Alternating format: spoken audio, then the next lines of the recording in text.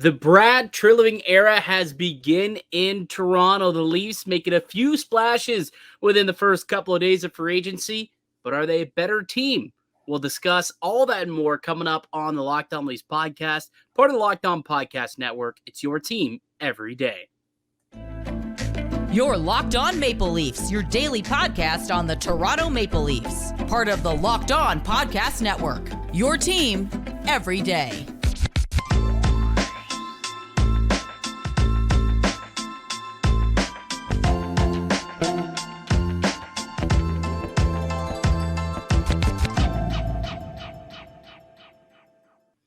Hello and welcome into the Locked On Leafs podcast, a daily Maple Leaf-centric podcast hosted by myself, Mike DiStefano, and my co-host, Dave Morassutti. This episode is brought to you by FanDuel Sportsbook, the official sportsbook of the Locked On Network. Make every moment more. Visit FanDuel.com/LockedOn today to get started.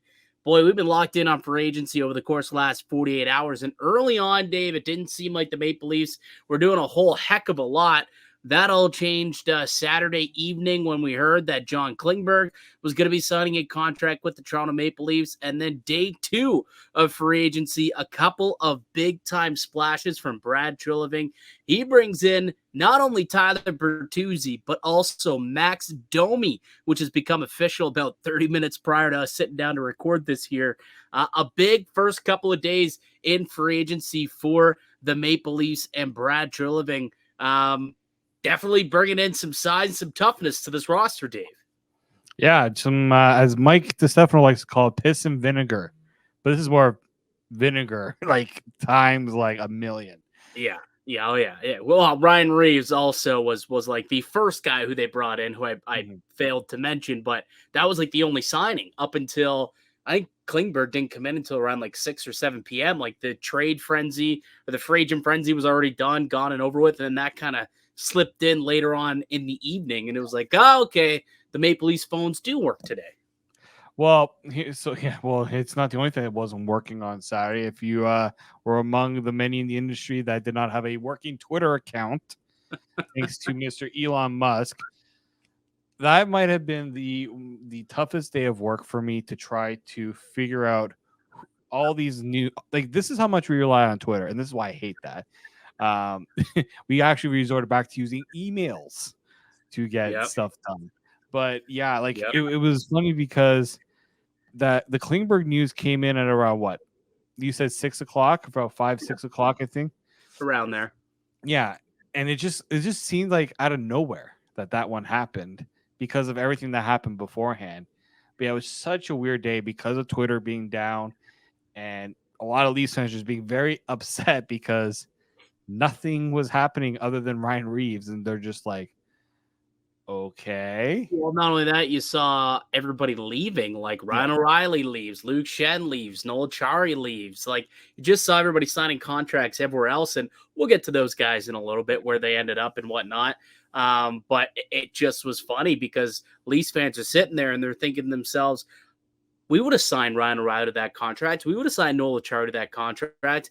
And it just seemed like maybe they just didn't want to stick around in Toronto. And then nobody was signing in Toronto. And it made you think like, oh no, this, you know what it had, honestly? And even the Klingberg, it wasn't until I guess day two, till Sunday, where I started to have better vibes about free agency. But after day one, it kind of gave me, I don't know if you can back me up on this, but it felt like the Brian Burke era. It felt like the Burkey Maple Leafs, where it was like they were just going out, signing truculents, signing guys to long deals that didn't really need it. And then they're like, okay, we just need to go out and get a big name. And Klingberg just kind of give him a bunch of money at over $4 million. And it was like, I don't know how I feel about these two signings. There's got to be more. And then, of course, day two came around and Treliving, couple big swings, bringing in Tyler Bertuzzi and Max Domi. Let me break these down individually, all four of these players. I'd say the biggest one that we should probably start with is Tyler Bertuzzi. 1 year deal at $5.5 million. And look, I think that this was equally beneficial to not only Bertuzzi, but also for the Maple Leafs. You're able to get Bertuzzi at an affordable cap hit, I would say, at about what he's worth for a guy who's established himself in his career, but coming off a bit of a down season, only had 8 goals last year through 50 games, but, was injured the year before and played on 2 different teams, didn't quite get it going between Detroit and Boston, but then the playoffs really started to pick it up. 5 goals through 7 games, again, 10 points in the 7-game playoffs. And hey, if he can produce in the playoffs, I think most Leaf fans will be happy with that and take that, but it's also the snarl that he provides, and that's the one element that has really been missing from this team's top 6 in the last few years.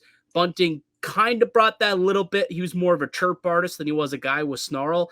This dude, he can walk the walk, but he could talk the talk, but he could walk the walk as well. I think this was a home run signing for the Maple Leafs and a good fit on both sides.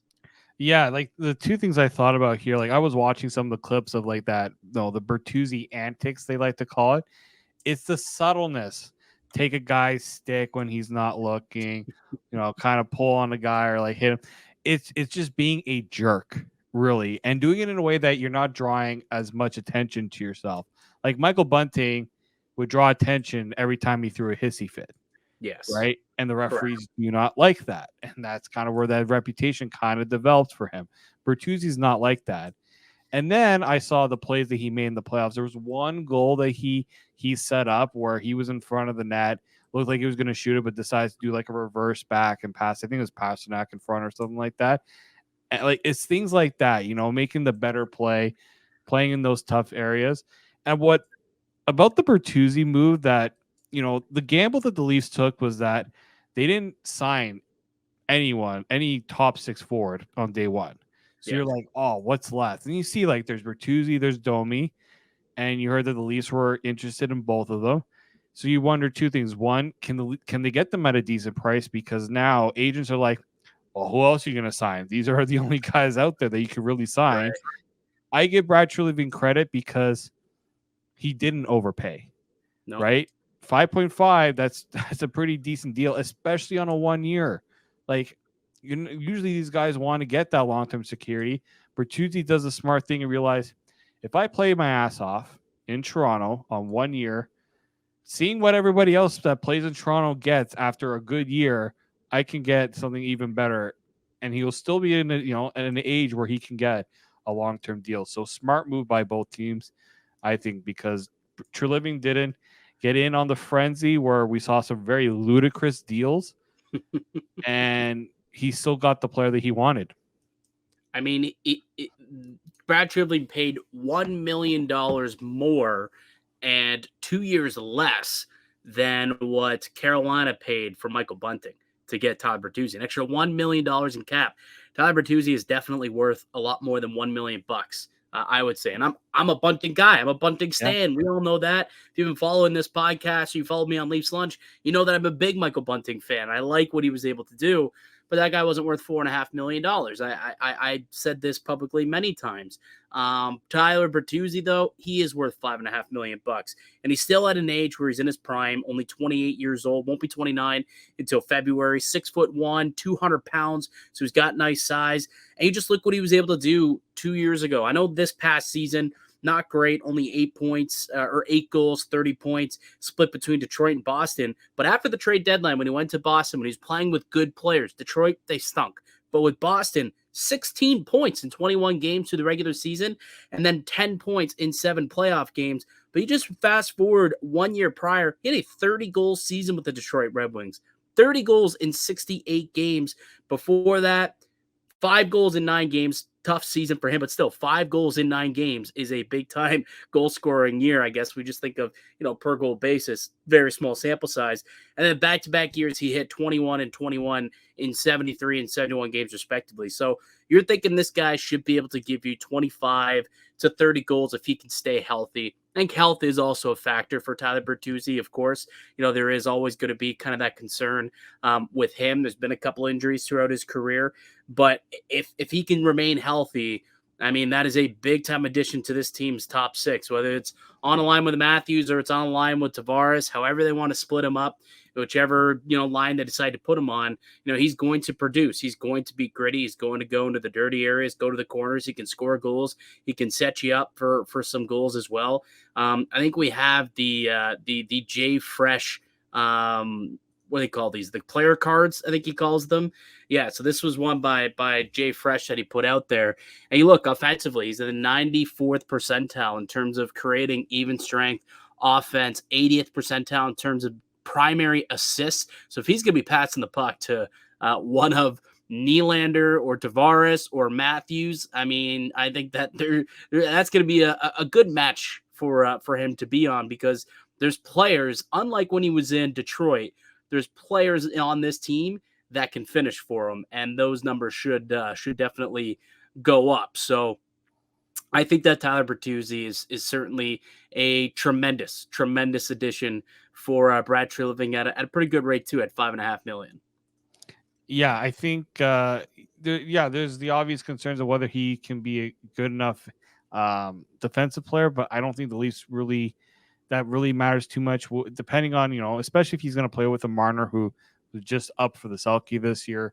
We know what Matthews can do defensively too. So I just think you got to find ways to create offense, especially in the tougher, times in the playoffs. And he proved, and I know it's his only time in the playoffs, but if you go back to even his career in juniors and even in the AHL, he performed in the playoffs there too, right? I think he just hasn't had this was his first opportunity to play in the playoffs last year.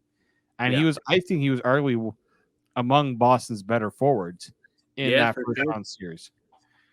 So for sure, that says something about what and Tyler Bertuzzi was a late addition, right? He wasn't someone that played with these guys all year long either. So I think having the full year with the Leafs should lean a little bit better for Tyler Bertuzzi. Yeah, so a solid pickup, a solid signing for the Maple Leafs. Definitely make this team tougher, more irritable, and skill-wise, the best option that they've had on the left side in a long while. So it's great to see Tyler Bertuzzi. It's gonna be great to see him in a Maple Leafs uniform. Another guy who I'm pretty excited to see in a Maple Leafs uniform. It'll kind of turn the clock back a little bit. Max Domi, son of Ty Domi, signs a 1-year deal with the Maple Leafs as well. Let's take a quick break. We'll come back. We'll break down that signing along with John Klingberg and Ryan Reaves. And we'll take a look at where the cap situation is now with all these moves. They're over the cap, but I'll tell you why it's not such a big deal in just a few moments. Before we get any further, though, let me tell you guys about one of today's show sponsors. It's our good friends at FanDuel. Take your first swing at betting on MLB on FanDuel and get 10 times your first bet in bonus bets up to $200. That's right. Just bet $20. You'll land $200 in bonus bets, win or lose. That's $200 when you spend betting everything from the money line to the over-under to who you think is going to be the first home run hitter of the evening, all on the app that's safe, secure, and super easy to use. Plus, when you win, you get paid instantly. There's no better place to bet on MLB than on FanDuel, America's #1 sports book. So sign up today and visit FanDuel.com/lockedon to get up to $200 in bonus bets. That's FanDuel.com/lockedon. FanDuel, the official partner of the Locked On Network. Welcome back into the Locked On Leafs podcast. I'm Mike DiStefano with Dave Morassutti, a daily Maple Leaf-centric podcast. We got new shows coming out each and every weekday, so make sure that you are subscribed to the Locked On Leafs podcast, whether up on YouTube or you can listen to the audio-only version wherever you get your podcasts. We greatly would appreciate it. Also, let us know in the comment section down below. You excited about the moves that the Maple Leafs made? Tyler Bertuzzi, Max Domi, Ryan Reaves, John Klingberg, all added to the roster over the weekend. Let us know. Maybe give us a little grade how you think Brad Treliving did in his first free agent foray as the Maple Leafs general manager. We just spoke on Tyler Bertuzzi, who's definitely the biggest addition that they made over the course of the weekend. Why don't we chat now quickly about Max Domi, the other player that the Maple Leafs signed on Sunday evening. That also, along with Bertuzzi, is a 1-year deal at $3 million. Apparently he's over in Europe, and wasn't sure if he was going to get the deal signed, if he was awake or not. It was being reported, but I just saw Chris Johnston did report that he is in fact awake and it has been signed, sealed, and delivered, and it sounds as though this is now an official signing So Max Domi going to be joining the Maple Leafs, a 1-year deal at $3 million. And let me tell you, this is a player who a lot of people have been wanting the Maple Leafs to go after for a while. Not only because of the name on the back, obviously his father Ty is a legend in this town. He was kind of the guy that we all grew up loving when you and I first started getting into hockey, like Ty Domi, Darcy Tucker. Like, it's a blue collar town. And Max Domi, he's got a little bit of his father in him. He's got that dog in him, and he don't care. He'll scrap you. He'll be a little SOB, and now he's going to be able to do that wearing the blue and white, just like his pops. Yeah, and it all stems back to the draft, right? Like, I remember when the Leafs, there was all this talk about whether the Leafs would be able to get him, would they move up to try and go and get Max Domi. I don't know if you remember who the Leafs picked in that draft when Arizona took Ty Domi. Max Domi? This is what, 2013? 2012, I find. Oh, sorry, 2013, because 2012 was my Morgan Riley. Would this have been the year that they took one Freddie the Goat? Oh, Leafs legend, Freddie the Goat. Yeah, Freddie the Goat, 2013 first round pick. There was a while there where that team did not know how to draft, man.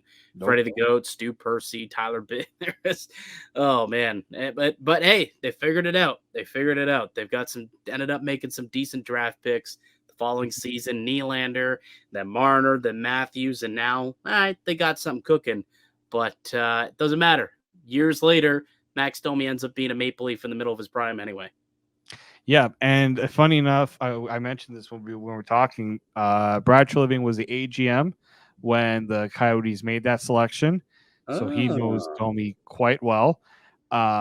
Shane Doan was a teammate of Max Domi back when he was with the Coyotes.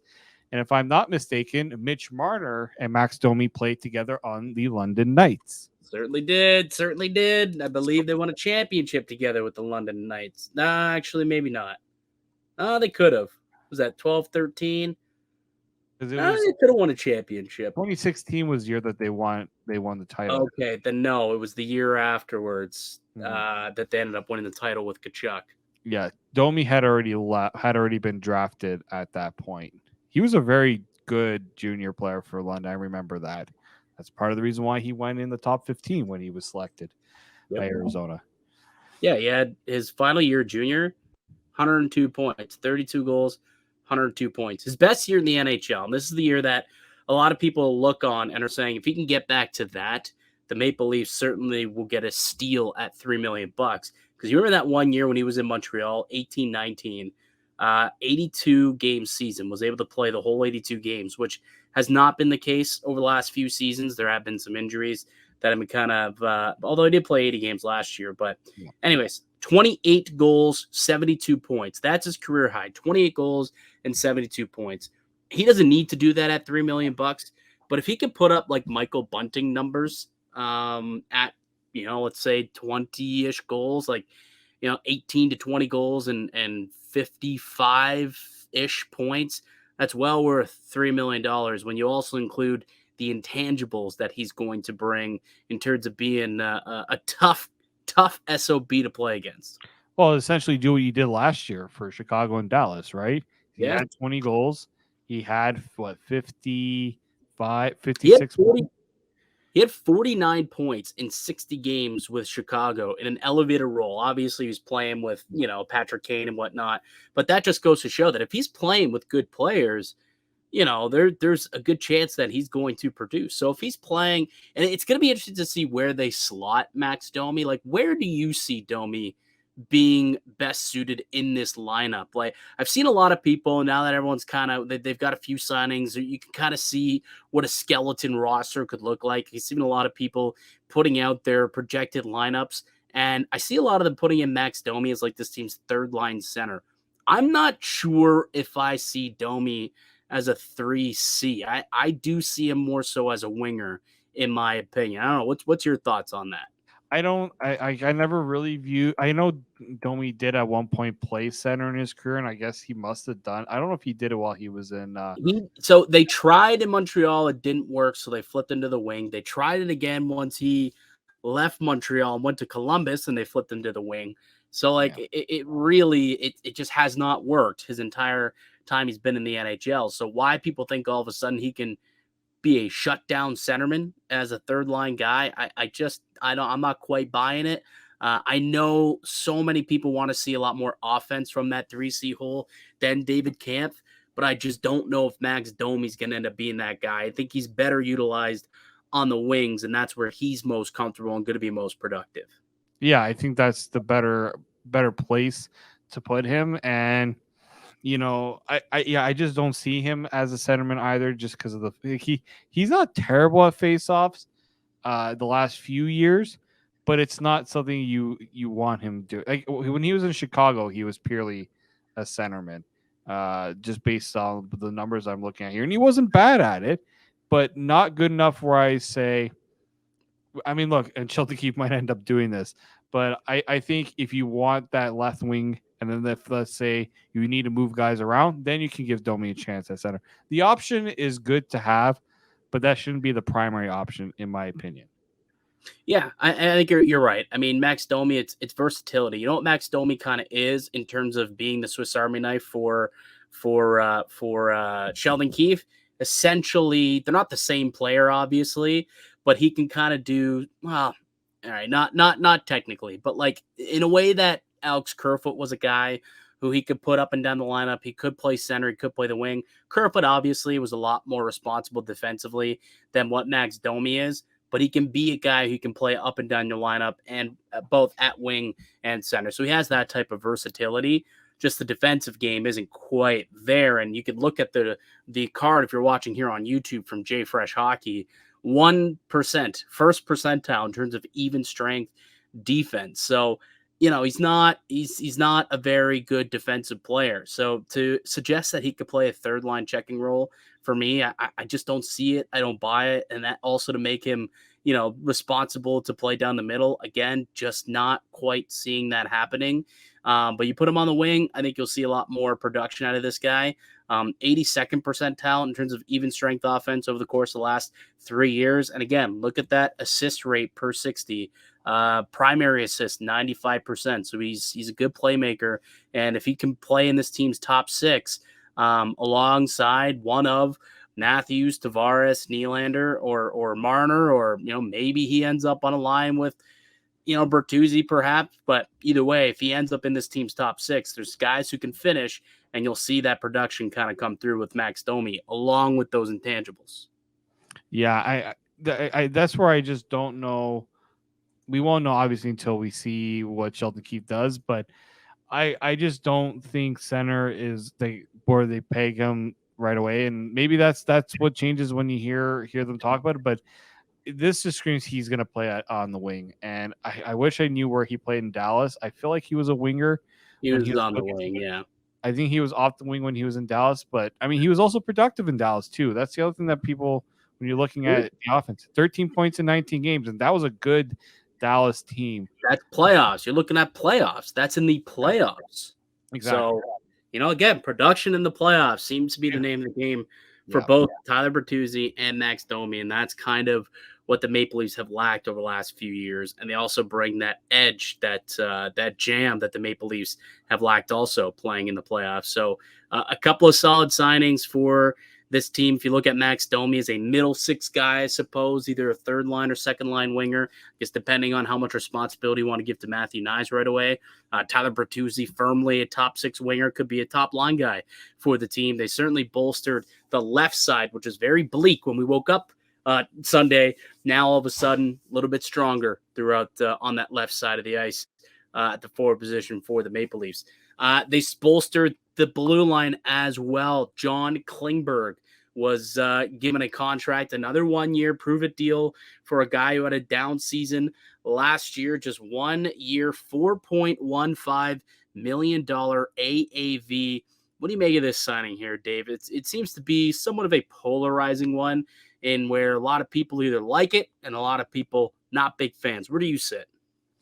I mean, the Leafs just don't have that proven offensive defenseman. Not only that, I know a lot of people look at the fact, and I'll bring up the Jay Fresh card for him because I know that a lot of people looked at what Jay Fresh had to say and weren't obviously thrilled with what he had to say in terms of evaluation, basically saying he is a black hole on defense.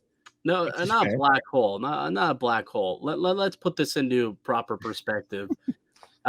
He's in the 0 percentile when it comes to even strength defending in the last 3 years, which basically means that according to the analytics that he uses for this site, for these cards, he's legitimately been the league's worst defenseman in the last 3 years. That's what this says. So black hole, that might be even a little bit, speaking a little highly of John Klingberg. It's Death Valley.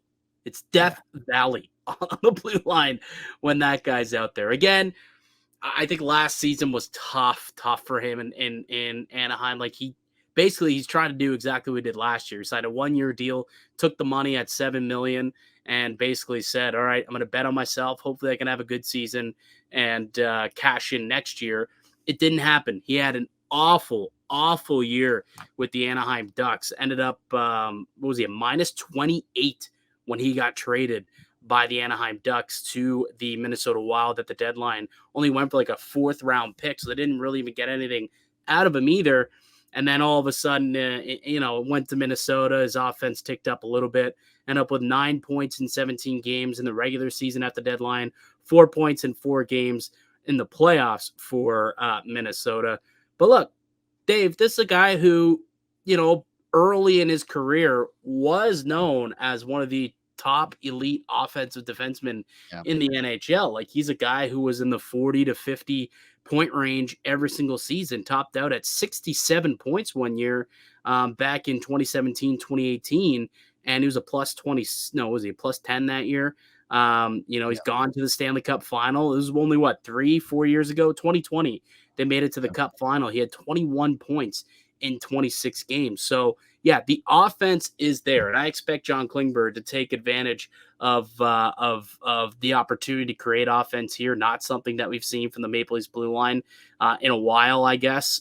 Probably will end up taking Riley's position on the first power play unit. That's kind of the only way that I see this signing making sense and being worth $4.1 million is if he takes on that PP1 role and he kind of becomes that quarterback on the power play, because defensively he ain't it, man. And hopefully you just kind of restrict him to offensive minutes, offensive zone faceoffs, power play time, and you try and limit him in his own end as much as possible. Sheltered. He's going to have to be sheltered. And for a guy who's making over $4 million, you don't want to do that. But I think that's going to kind of have to be the case here for Klingberg. So it's going to be interesting to see who they pair him up with in that regard to make sure that they can, do that and shelter Klingberg. Yeah, and also like Klingberg, his best attribute is his skating. Like he is good with off the rush, and he's good. That's his skills to break out the puck. So he's gonna have to do a lot of that for this Leafs team. Like the Leafs team didn't have a lot of defensemen capable of breaking out the puck or even having a good, ability to distribute the puck out of their own end. That's gonna have to be if he's in those defensive situations. That's gonna have to be where he does it. I don't know how he is with shot blocking. Maybe that's another way that he can improve himself defensively. I feel like they're going to have to figure out some way for him to be a bit better defensively, because I don't know how much they're going to be able to shelter him per se. I mean, they might be able to if they put him on a pairing with a Giordano, or like I don't see him going with Jake McKay, because I feel like Jake McKay is going to be more of a defensive guy. I mean, yeah, it could be Klingberg and Riley, and you just strictly offensive minutes, and you keep Brody and McCabe as your defensive zone face-off guys. Yeah, so it's going to be interesting to see how they work like that's the thing for me, is going to be deployment of Klingberg, because that's a player you're like. I think Treliving basically, I know he couldn't fully get going to Klingberg because it wasn't official yet, but it's just like they needed offense from the blue line. It's been shown that if you're not able to create offense in the blue line, it puts a lot of pressure on your forwards. And it makes the Leafs a little more predictable because teams can collapse down low, and that makes it really hard for your forwards to really get into those high danger areas because your opposing team is just going to clog the front of the net. And that's what happened, especially in that second round series against Florida. So just looking at the numbers now, last year, only 22 hits, 46 block shots, and that was in 67 games. Only 16 hits and 86 block shots the season prior. He's never had. Oh wait, no, sorry, that's not correct. That was giveaways and takeaways. Okay, sorry. 84 blocks, 55 hits this season, 77 blocks, 57 hits, 52 blocks, 49 hits. So only twice in his career has he had 100 plus blocks, and that was back in 16-17 and 17-18. So, his game has really gone downhill kind of since the pandemic. Realistically, the last 3-4 years hasn't quite been the same defenseman as he once was. I'm not quite sure as to why that is. He's playing 23, 24 minutes a night as a young 23, 24, 25-year-old. Now he's 30 years old. Doesn't quite look the same. I don't know if age is catching up to him, and it's kind of that, Oliver Ekman-Larsson effect in a way. But it just seems like Klingberg's game is going the wrong direction. And the Maple Leafs, they're hoping that they can resurrect him. A 1-year deal, putting him in favorable matchups. You play him alongside, superstar offensive, talented players who just need the puck. Well, Klingberg can get you the puck, right?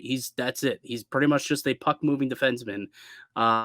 So they're hoping that he does a good job of getting those players the puck so they can do their thing. That's the only way that this is going to work. And we'll see. We'll see what happens. But I'm a little cold on it, if I got to be honest with you.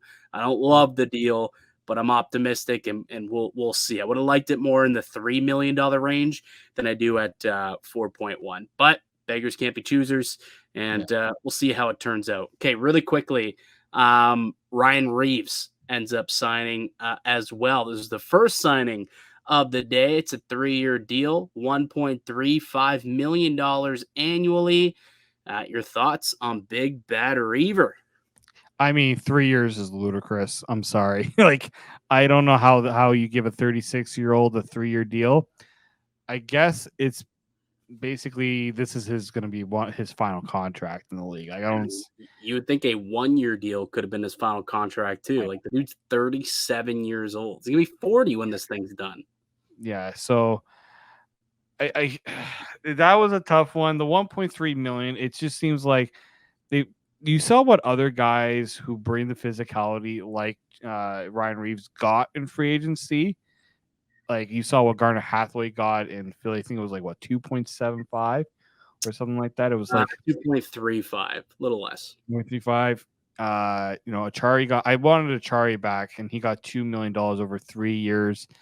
So it just felt like, I don't know if it was as much of the contract, more so what Ryan Reaves represents. I don't know if you heard him talk in the media today, basically saying he doesn't like a quiet room. He wants things to be bumping a little bit more, and he wants the team to be kind of more cohesive, right? Talking not having these clusters of groups. The team should be all together.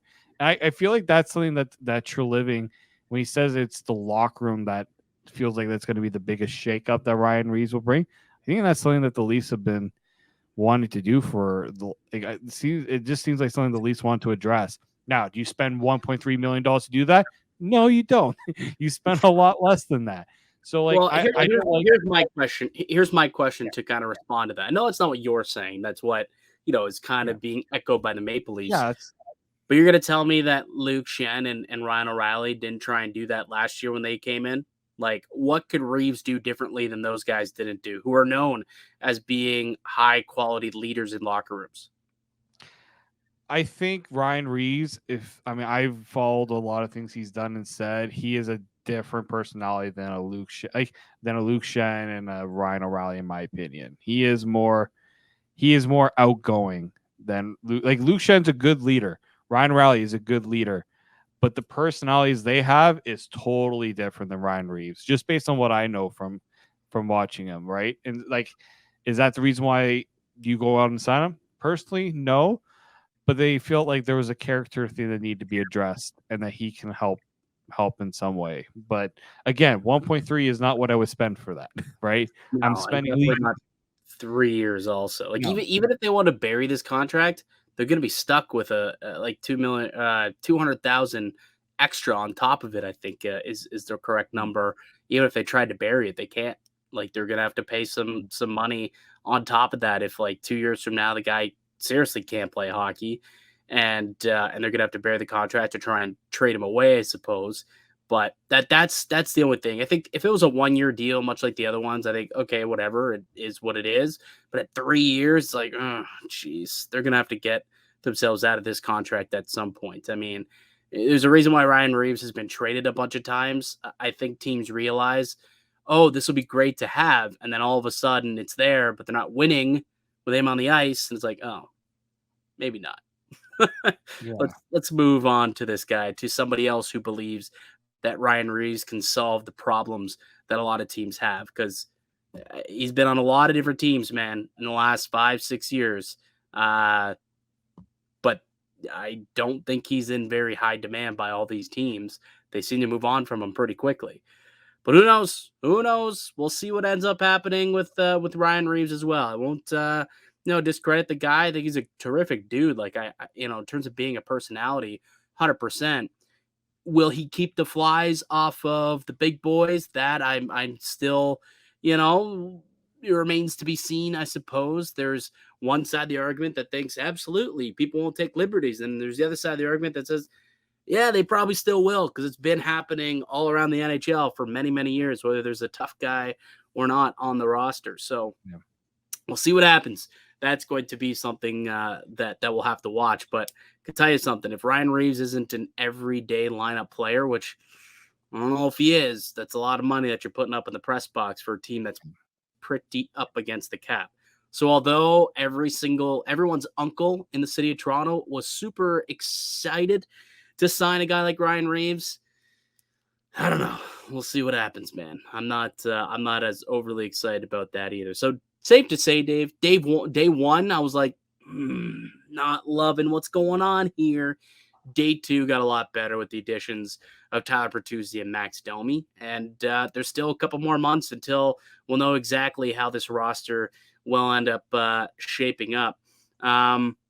Maybe we'll have to do the cap situation tomorrow, because we ended up going pretty late on just detailing all four of these players, which I think is important, man. These are new players to the team. And listen, that's what we do here on Locked On Leafs.